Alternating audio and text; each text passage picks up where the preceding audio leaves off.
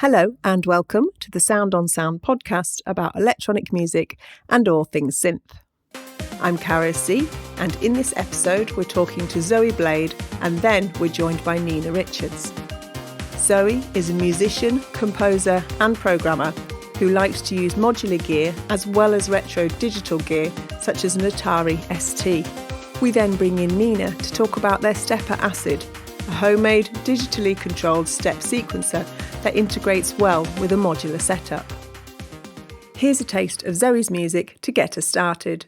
In this piece, she's used an Atari ST with an Akai S1000, with the drum sounds created in a clone Korg MS-20.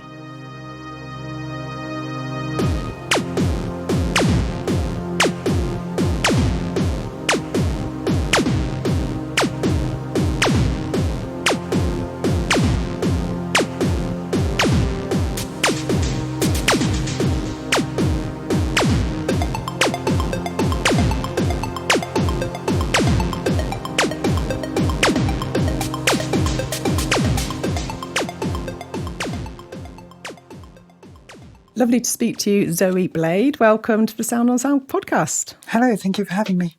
Yeah, really excited to talk to you today. So I really enjoyed listening to your Atari ST Jungle track this morning as I was preparing for this. So I'm looking forward to unpacking a few different aspects of your work, really. I wonder if you could start with kind of defining yourself and where you're at the moment with your music. Mostly making music for YouTubers at the moment and also for my patrons. I try to make a track every month for them, so that's going quite nicely. And with YouTubers, it's kind of a bit more sporadic, but when they have a new episode of ContraPoints or H-Bomber Guy, they usually use some of my music in that. So things might be really hectic or really slow depending on the month. And with the Patreon, do you just deliver a track, or do you also have the kind of making of and a video and unpack it a bit how that was made? With my patrons, they get the secret demo version of each track, and then everybody in the world can see the finished version. But if you are my patron, then that helps me to actually have the time off work to go ahead and make more music. The demo version is probably kind of the more interesting thing because I tend to split my process up. So I'll compose it as more or less a chiptune first, so that I'm not thinking too much about having the perfect kick drum and the perfect bass line and everything. As long as the music sounds good, then I know that when I later on work on the timbres, it's already got a solid foundation of music to build upon. And as a result, I think that the demos are kind of an interesting insight into the kind of behind the scenes process as to what the music sounds like without the actual sounds, as it were. Yeah, so can you just unpack what Chiptunes means for those of us who might not be totally aware? Oh, yeah, that's basically that video game music from the 80s and 90s. It was much simpler. Before you had cartridges that were like that big or CD-ROMs, you'd have very, very basic music that just consisted of, like, say, sine waves and square waves and sawtooth. And I think the C64 was the only one that had like a filter. All the rest were very, very basic kind of machines. So you take the really kind of basic building block sounds without doing anything terribly fancy with them, and if a piece of music sounds good with those kind of very basic sounds, then it's going to sound even better once you play the same melodies, the same tunes with fancier timbres. You kind of get the best of both worlds. You're not going to be hiding a weak melody behind really nice sounds. So once you've got that to build upon, you make the nice sounds and elevates it to where both parts are pulling their weight instead of just one. Yeah, that's really nice. It's almost like you're focusing on structure and arrangement and the actual musical building blocks before you get caught up in the sound quality, if you like. Very much so. I do them on separate days. So I have like a day where I'm just working on the composing and arrangement, and then say the next day I'll just kind of finesse it a bit, and then I leave it for a while and come back another day and take the MIDI file, because I always compose in Reason, and then I take the MIDI file and export that across to Reaper on another computer, and then I've got all the hardware synthesizers and the modulars, and actually perform and patch and record it on that. So it's a completely separate process for me, so I never get bogged down too much with the sound design at the beginning. Wow, interesting. Yeah, I've never thought of doing it that way. It's almost more the left and then get carried away with the right side of the brain and do all the kind of, must be fun, like dressing it up and realising what you can do with those sounds, kind of, or those parts rather. Yeah, I mean, it is nice to kind of say have an idea in your head of, well, this bit's going to have this build up over here. And I'll put in, say, the mod wheel and the actual composing stage. But I only have very rough kind of vague approximations of the sounds, because I know so many people get bogged down with like, okay, I'm going to sit down and write a song today. And then they realise it's 4 hours later and they've just been going through kick drum samples and haven't found the one they want yet and haven't got that quite right. And in that amount of time, I'll have probably written a bad piece of music and decided to not use it, and then written a better piece of music, kind of like exercising a muscle here. I find it helps to write a bad one and then write a good one with kind of no pressure, and you get to experiment. But at the end of the day, I think it's a kind of safety in numbers kind of idea, I think. Yeah, definitely. And what kind of people do you think are most interested then? Do you know who your Patreon supporters are? Are they listeners of music? Are they makers of music? I think it's a pretty even split of people who like the music and want to listen to it, and people who want to use it in their own videos. But the people who want to use it in their own videos are paying me a bit more, so I probably need to start leaning more towards making more kind of background music. Although occasionally I can't help myself, I do get inspired and write a song. But the problem with that is then it starts to get so good, I kind of build it up in my mind and need to like make it absolutely perfect.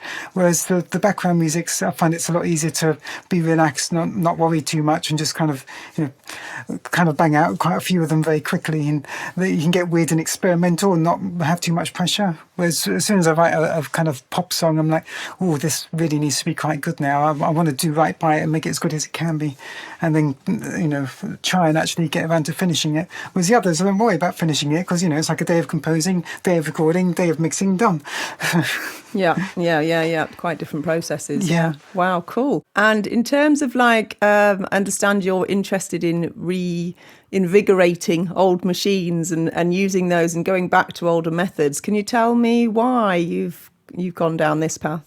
Well, there's quite a few reasons. I mean, first and foremost, I think as much as I'm trying to make music for the end result to sound good, I like the process itself to be fun if it can be, and I think it can.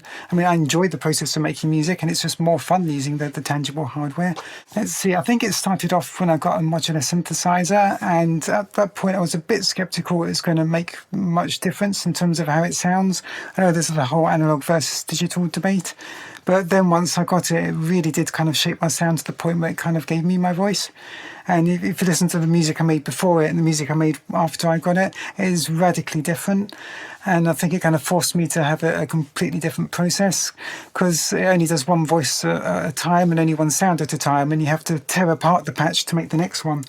So if something isn't that good and you decide you want to redo it, you've got to redo the whole sound from scratch, and it's going to sound quite different the next time. There's no memory or anything. So that kind of introduced me to have this whole completely different workflow that I hadn't had before. Because before then I was using Reason like a lot of other people and making kind of ambient music that sounded like probably quite a few other people's. Whereas with this process, it sounded completely different to what anyone else is doing at the moment. So I think it really did help give me my voice, and I kind of leaned into that direction more. Yeah, I can imagine it's got to be more personal, hasn't it? Because it's like your palette, every single gradient of colour of, if you like, of your palette is all you're building all that as you go along, and it's very intuitive. Suzanne Ciani describes her relationship with the Buchla as an organic relationship. Yeah, I mean, I'd say kind of the weaknesses and the positive points of the modular synth are the same things. Like on the downside, it's got no memory and you have to make the same patch again from scratch each time you want to use it. But on the plus side, it's got no memory. You have to make the patch again each time. If you keep on practicing doing that, you're going to make better variations of it. You're going to get bored and experiment. It's going to sound better for it. And because it's monophonic, I record one part at a time. If there's a monophonic part, I'm literally recording, say, 2 or 3 different passes. Often I record 2 or 3 passes anyway, just to kind of thicken it up a bit, doubling the tracks like a guitarist would. And just, getting bored, taking the length of time that the song lasts multiplied by the number of instruments in it. That's a lot of time you're just sitting around waiting for it to kind of like render out in real time, as it were. So I just start kind of twiddling the knobs just to keep myself interested. And that allows me to focus focus on each and every part individually, kind of like musicians traditionally did with the tangible instruments. And that allows it to have these dynamic timbres that kind of change throughout the song, which kind of adds a lot of interest to it, I think.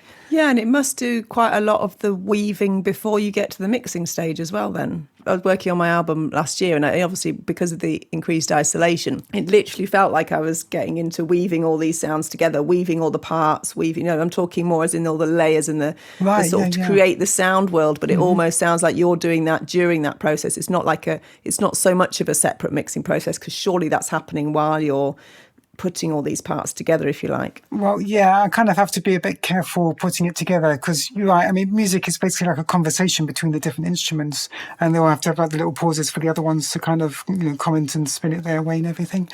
And then you've got the issue that, well, there's some parts where you can change the sounds quite drastically with this instrument. With that instrument, maybe you can't. Say you've got some 808 or 909 sounds for a change, or you've got a vocoder part, it's going to sound a certain way. So usually I have to record those first so that the other ones can kind of work around it, because you're not going to change the sound of that too much to make room for the others. So you need to do it the other way around. So there's a certain kind of ordering and process to it.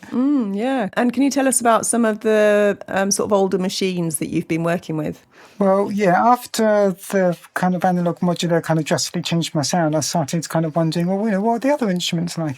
So I've kind of ended up getting, in the case of analog ones, I've got clones of them, because it turns out they're very expensive. Who knew? And in the case of the digital ones, I think they're really kind of undervalued right now, because I guess technically the software will sound the same as the hardware, but it's not really the same in terms of things like interface and the tactile muscle memory being able to kick in, stuff like that, and how you can route it all together and make it work with the analog gear. So in terms of things like the Akai S1000 sampler, which Sound on Sound called the new standard in their interview back in the day. Every studio had one of those, and it's the kind of thing where I think a lot of people at the time would have wanted one but couldn't afford one. And these days, you can afford one. I mean, at least you could last year when I bought one. Apparently, they've kind of gone up since then. But I got one for, I think, about £250, and that is not bad considering how much they cost brand new originally. Yeah, definitely. So you're working with those hardware samplers, and then there's also synths and the Atari ST as well. Well, again, that was kind of ubiquitous in the studios of the day. I think because I like music from the 80s and 90s, especially kind of the 92, 93 era, kind of like rave music and everything. And, everyone from like, say, Fatboy Slim to Future Sounds of London, that kind of era, early Aphex Twin or Tekka.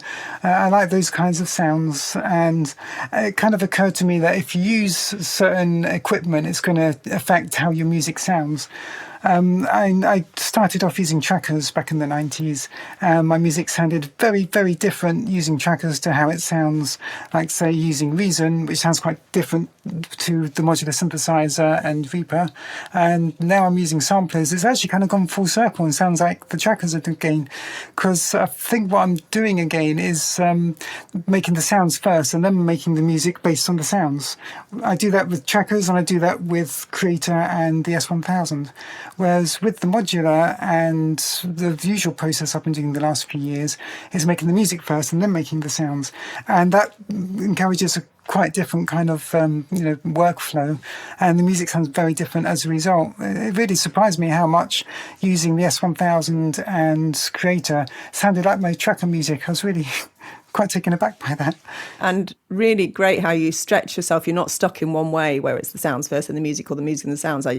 Is that important to you to play with that and keep that flexibility, if you like? Well, I think it's with my patrons, I've got, enough money that I can get occasional synthesizers. And I feel like, that's something I kind of ought to spend the money on, because they're paying me for the music. I should reinvest it in the music. That's what I tell myself anyway. I mean, I like synthesizers. I think most people who read Sound on Sound probably like synthesizers. Why wouldn't you buy this if you can? So which of the old sort of classic synths, have you gone for digital synths as well then? Yeah, well, I've mostly gone for synthesizers where I can ignore the presets and make weird and interesting sounds. So I'm trying to fairly much avoid redundancy. So I've got my analog modular, which does sounds you can only really get from an analog modular. I've now got a TX81Z for pad sounds. Again, kind of like, there's a lot of early Aphex Twin style music in my head head that I want to make. So I think using an FM synthesizer to make your own pad sounds is part of that kind of sound. I know FM synthesis can get really complex and difficult, and no one, thinks like they can do it. But in terms of making pad sounds, it's actually a fairly low bar. I'm confident I can learn that fairly quickly. I mean, usually it's the case of just like two operators, one feeds into another, and then another two, one feeds into the other. That's not too complicated. Making a piano on it would be quite difficult, but making pad sounds, I think, is achievable. So I just think, there's so many possible sounds out there. It's just a waste to use the same ones all the time. So I just like making my own sounds. It's how I've always done it. It probably goes back to my early tracking when it turns out there's a sample pack that trackers came with and everyone was using the same sounds. I didn't know that. So I was making sounds with my mouth at first, then with household objects, like I make clangy sounds with knives and kicking a video recorder case, stuff like that. And then it was only when the plugins started coming out. Actually, no, I got a synthesizer, the SH101, that was a good one. And I'd sample single notes, and then I think I'd take it into Cool Edit 95 and put on an effect, and then I'd put it in the tracker and make music with it. And then going to, say, Fruity Loops and Reason, that's the first time I started using the kind of same sounds as everyone else. And I think really my music suffered from it, because even though my music was kind of technically worse beforehand, it was so bizarre and original that at least it was interesting. I think it's more important to make something unique than something that's really polished and the best there is, as long as it's kind of weird and different. If someone wants to hear music like that, they have to listen to yours, because there's no one else doing anything like it. You've kind of got the monopoly in a very small niche.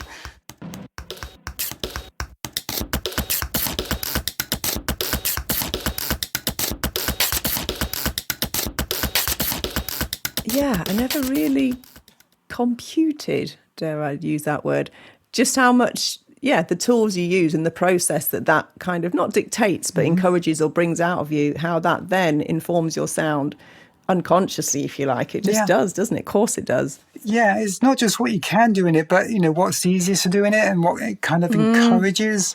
And what you can't do. Yeah. So I've not heard of trackers. Tell me about trackers. Oh, right. Okay. So, you know about the Fairlight CMI? Yes. Right. Yes. So that's the sampler of the 80s with, say, The Art of Noise and Yellow and people like that using Kate Bush, it. And it'd have Page R, where it's got this built-in step sequencer kind of, it's very kind of quantized sounding. So you have this combination of samples, so you can make your own sounds and put them in. Anything can be an instrument. That's great. And it's got a built-in sampler. So it's kind of like a mini studio in itself. But it was really expensive, no one could afford it. So in the slightly later 80s, the Amiga comes out, and someone writes this bit of software for the Amiga called the Ultimate Sound Tracker, and that's basically kind of like a Fairlight Page R in a piece of free software that I think was given away with, at least it wasn't free at first, but eventually they kind of gave up trying to sell it, and it was on, I think, magazines, cover mounts back in the day.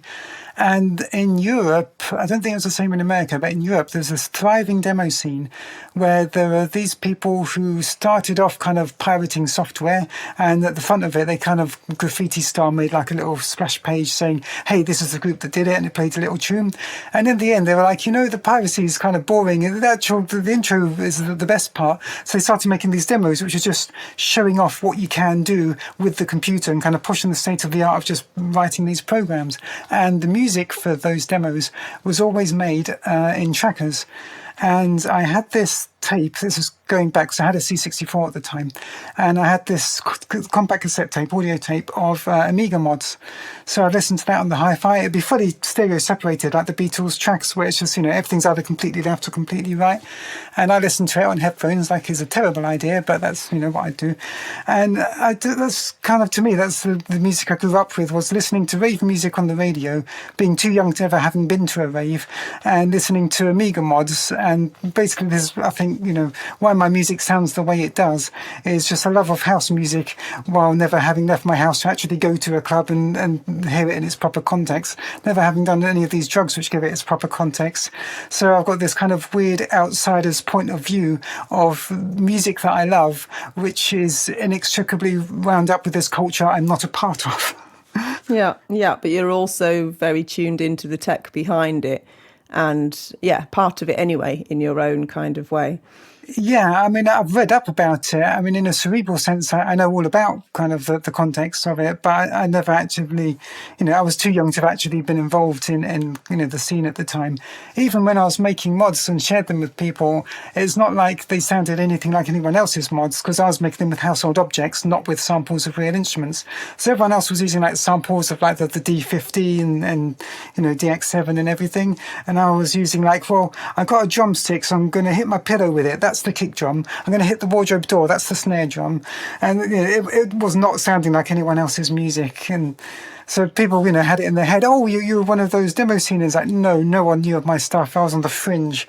It was just weird outside of music. But that I kind of like about it in retrospect. It kind of makes it this weird, interesting thing. So were you sharing your mods? Was there some kind of community you were part of where you were able to, I'm guessing a mod is a bit like a sample pack. Yeah, well, here's a nice thing about mods. It's basically like having a MIDI file and the samples all wrapped up into one file. Right. So, yeah, you go onto the mod archive and share it with people, and you can download anyone's mods, but that's like downloading the source code of the sheet music. So if it had any neat tricks in it, you could see how they did it. So you learn little tricks. Like I see, you get like this long sustained sound that changes slowly over time, and you can then turn the volume between maximum and minimum, and that's gating. Or we realised that we could change the tempo with every single 16th, and that will swing. We didn't know what swing was at the time because, like my friend Alex and I were teenagers and we were just kind of mucking around. But we knew that if you changed the tempo every other, note, it would sound really kind of, funky. And so we kind of, in a really backwards way, stumbled across all these musical concepts without knowing what they were.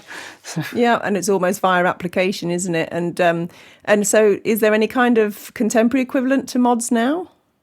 I mean, they're kind of just about still going, but not much. There are a few musicians using Renoise, which is a modern tracker, but it uses plugins and effects. And at that point, I think it's more like a DAW with an awkward interface than a tracker as I remember it. Because in my mind, a tracker is like, well, it's like page R of a Fairlight. And if it can do anything else, it's evolved from a tracker, but I say it's evolved to the point where it's kind of so much more that it's not going to sound like tracker music. Because I think an integral part of that was you couldn't add effects. If you wanted effects, you'd have to sample it with the effect on.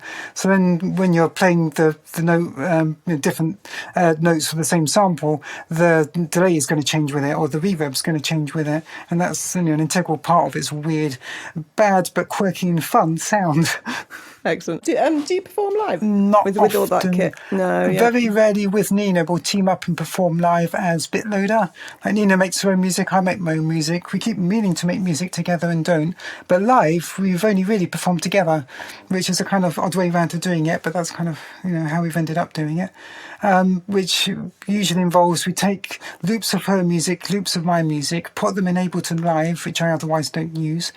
And in addition to that, we've got Stepper Acid, which Nina designed and built. We'll get to that later.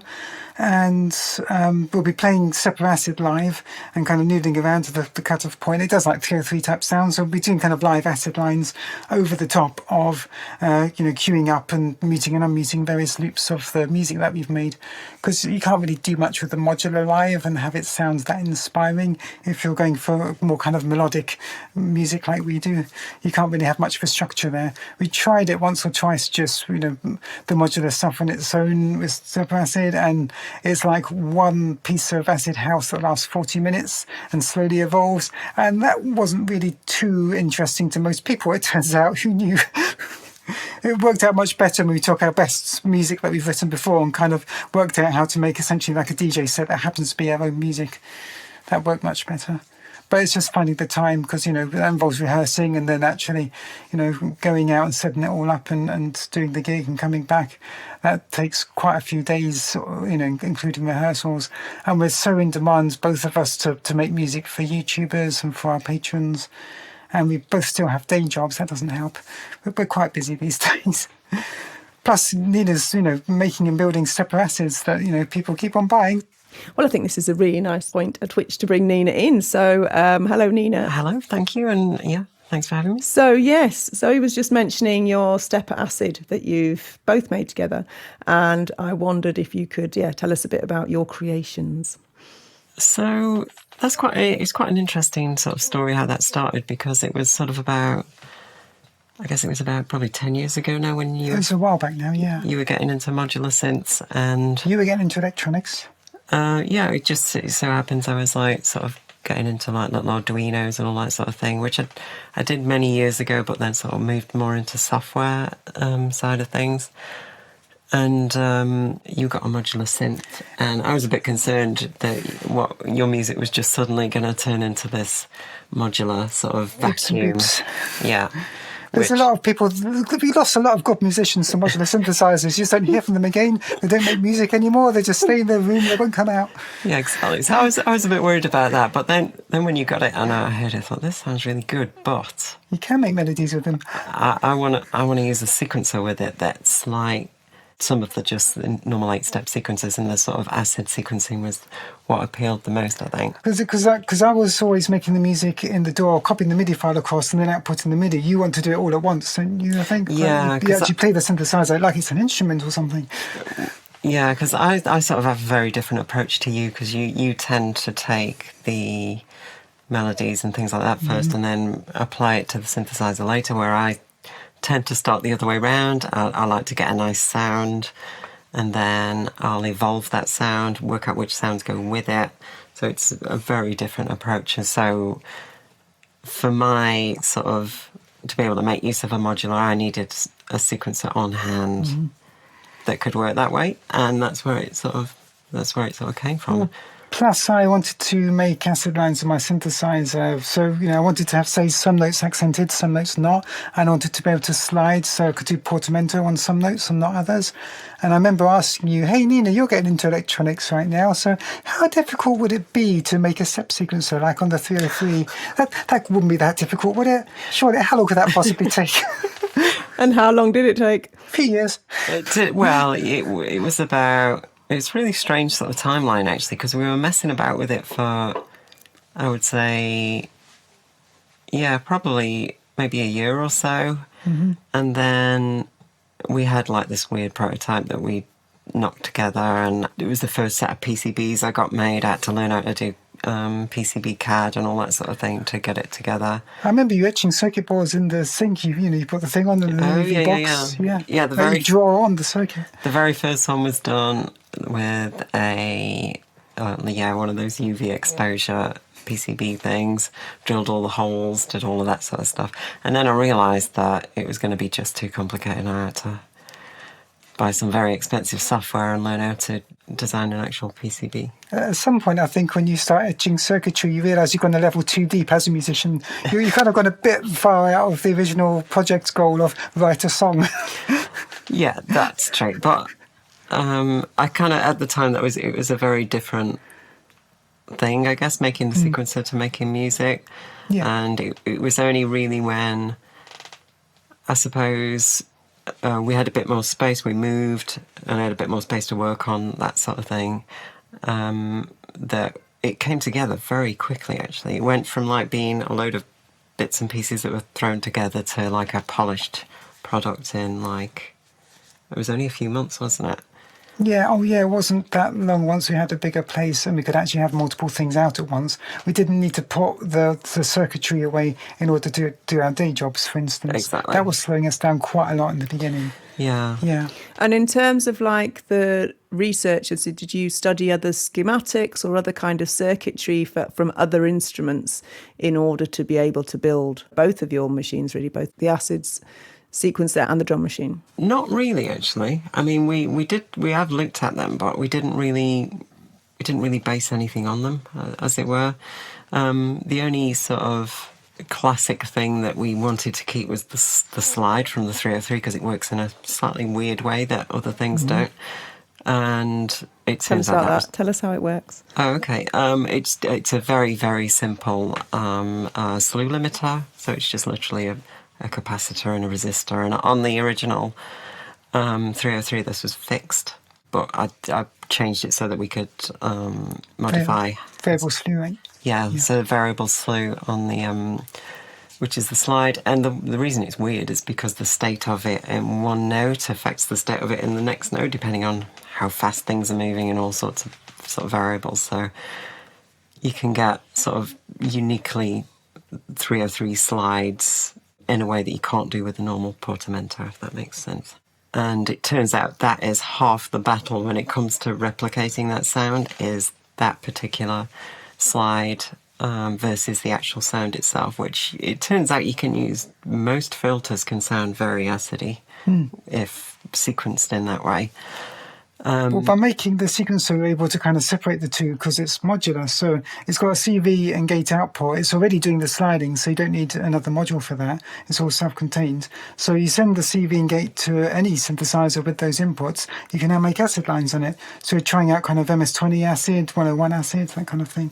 Yeah, and it turned out that was kind of interesting, wasn't it? You could do some really sort of crazy harmonically rich, like crunchiness using like the wasp filter on the deck, which is my favourite filter on the wasp deck. filter, that's nice. I love the wasp filter. I also love the bass station and the peak because it uses a very similar filter. And you could get all of these like weird harmonic areas where you could catch the filter with like loads of resonance, and all of these weird sounds sort of creep out, and then you apply a slide to it, and then you get these like sort of raspy oddities. It's very nice. And so after making the Stepper Acid, what sort of inspired you to want to go into the realm of the drum machine? Yeah, the drum machine, we're not quite released it yet, but it's 95% there. We sort of had to pause on that for various reasons. But the reason for wanting to make the drum machine is because it's the sort of perfect companion to it. And in a modular rig, we found that when we were trying to use it live, we needed a source of drums. So we could do, say, a kick drum and maybe a snare on the modular, but then you start needing so much of a modular setup to do anything other than, say, two different sounds. I mean, you can modulate them, but for variety, it'd be nice to have more sounds. So we started mixing in some of the self-contained drum modules, like the tip-top 808 set and the 909 drums. But yeah, we wanted a self-contained sequencer in the module. So you could have a nice little system, maybe 6 U's, maybe 9, something like that. Then you could actually have a really nice acid techno box or acid ambient box.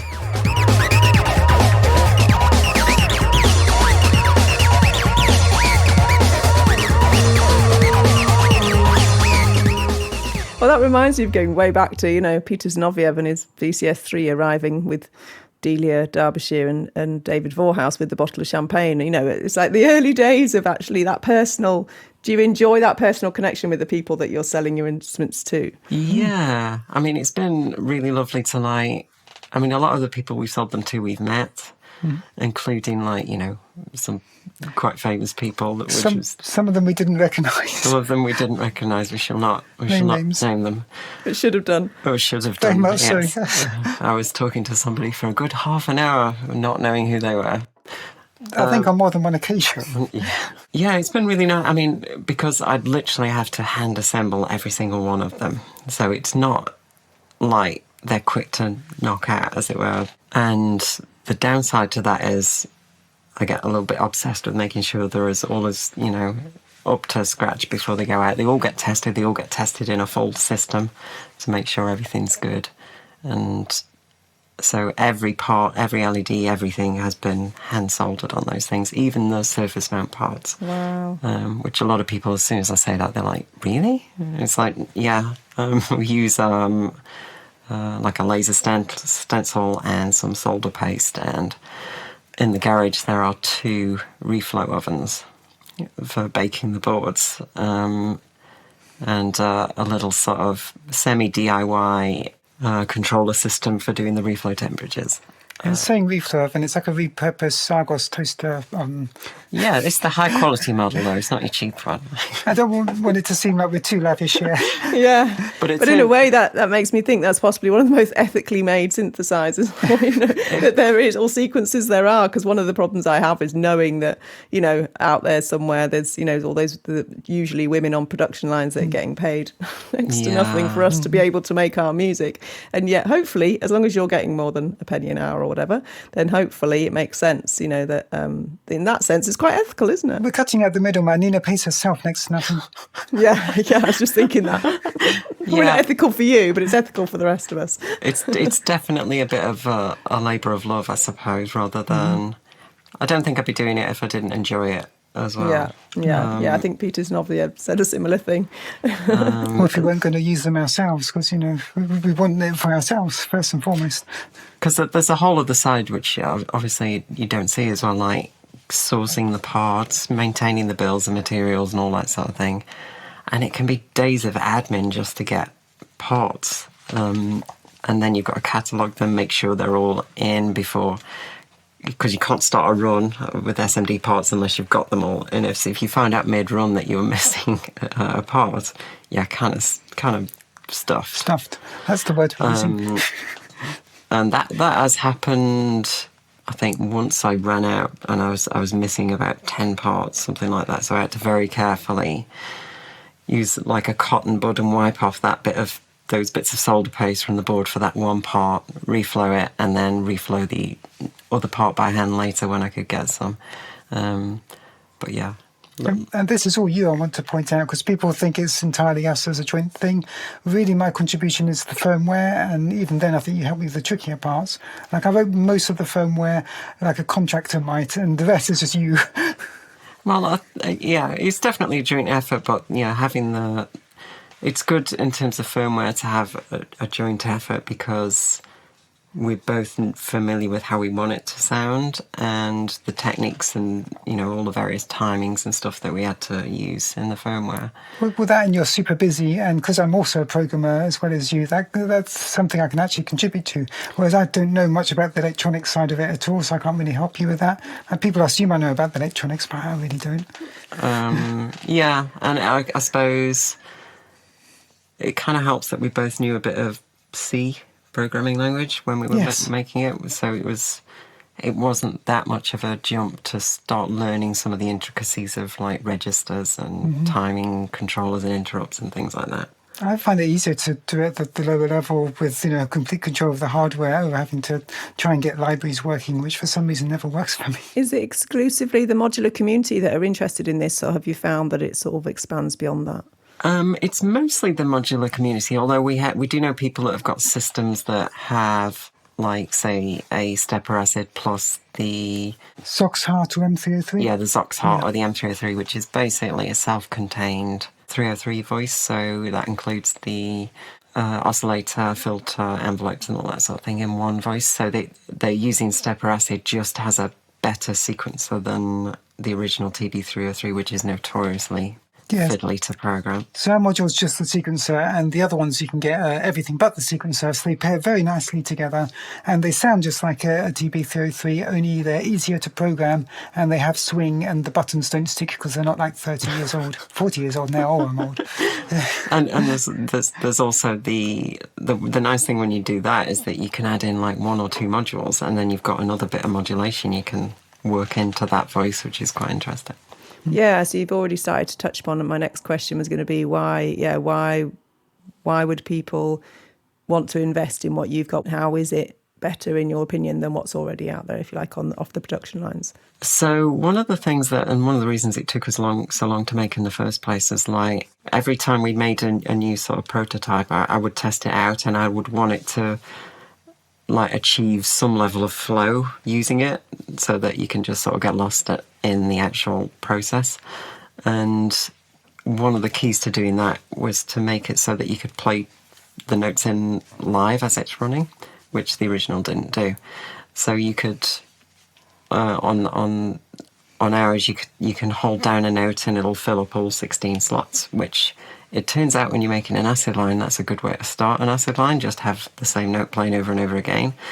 And then instant feedback. Yeah, you get the feedback straight away. So you've got, say, 16th notes playing, and then on every third note or something, you might want it to shift up an octave, so you could just tap the octave button. So instead of having to stop and think about, I want the third note to be this, you can just like tap it all in, tap the notes based on feel, and then, within, I think my goal was to be able to make an acid line after about two or 3 loops around, and it's totally doable. So you can do an acid line in about maybe 10-15 seconds, something like that.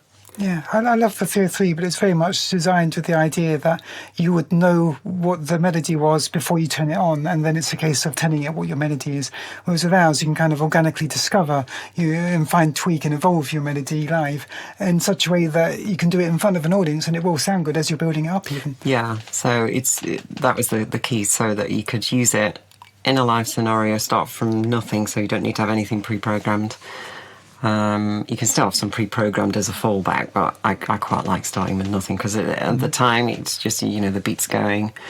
You might have a simple melody playing. It's like, okay, I know what to drop in there, and you can just sort of enter it very, very quickly. Yeah, and then in terms of the drum machine?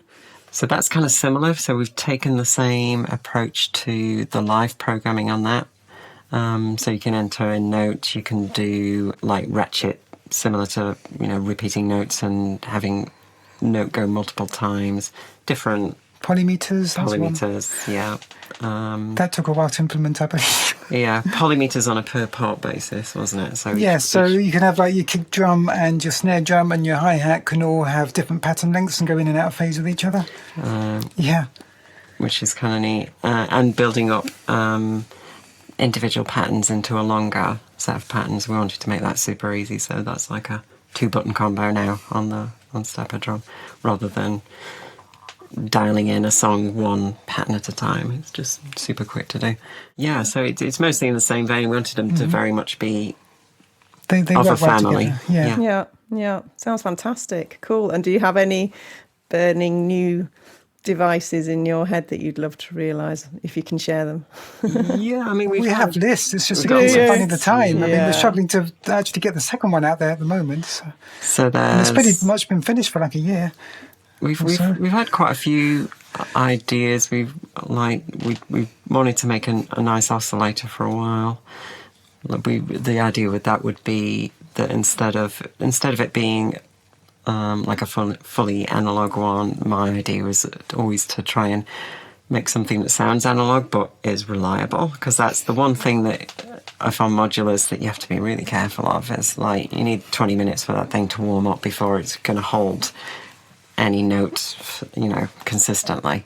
And even then, it may just slowly drift over half an hour.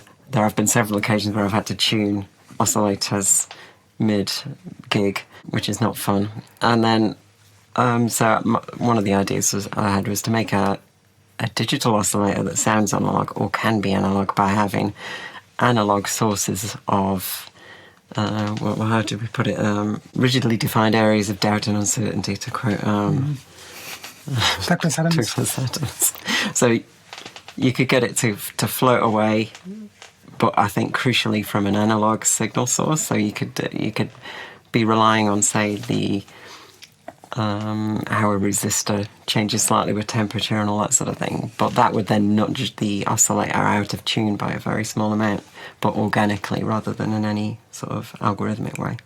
Yeah, what I didn't realise about analog oscillators is when they talk about them needing to warm up, that's not a metaphor. They literally need to warm up because they're sensitive to the temperature.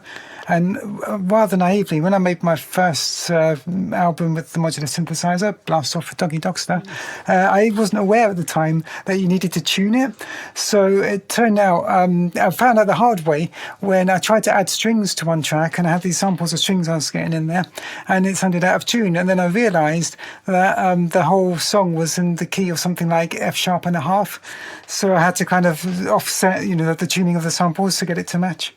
Yeah, that's what analog oscillators are like on the older synthesizers.